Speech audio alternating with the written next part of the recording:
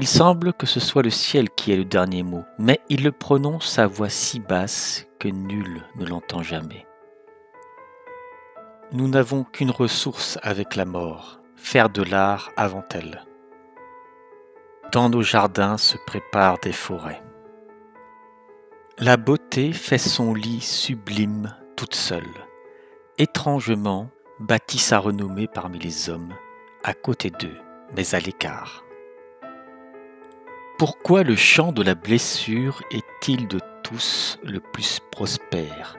Les hommes au vieux regard, qui ont eu un ordre du ciel transpercé, en reçoivent sans s'étonner la nouvelle. Ce n'est pas simple de rester hissé sur la vague du courage quand on suit du regard quelques oiseaux volants au déclin du jour. Échapper à la honteuse contrainte du choix entre l'obéissance et la démence. Esquiver l'abat de la hache sans cesse revenante du despote contre laquelle nous sommes sans moyen de protection, quoique étant aux prises sans trêve. Voilà notre rôle, notre destination et notre dandinement justifié. Il nous faut franchir la clôture du pire, faire la course périlleuse, encore chasser au-delà, tailler en pièces l'inique, enfin disparaître sans trop de pacotille sur soi. Un faible remerciement donné ou entendu, rien d'autre. Combien s'imaginent porter la terre et exprimer le monde, qui trépignent de ne pouvoir s'informer mielleusement de leur destin auprès de la pitié.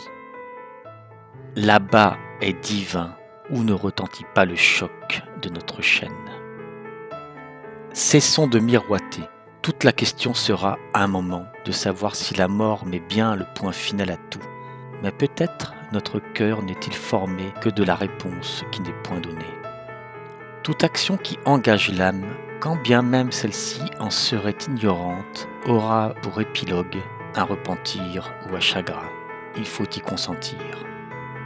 Continuons à jeter nos coups de sonde, à parler à voix égales, par mots groupés.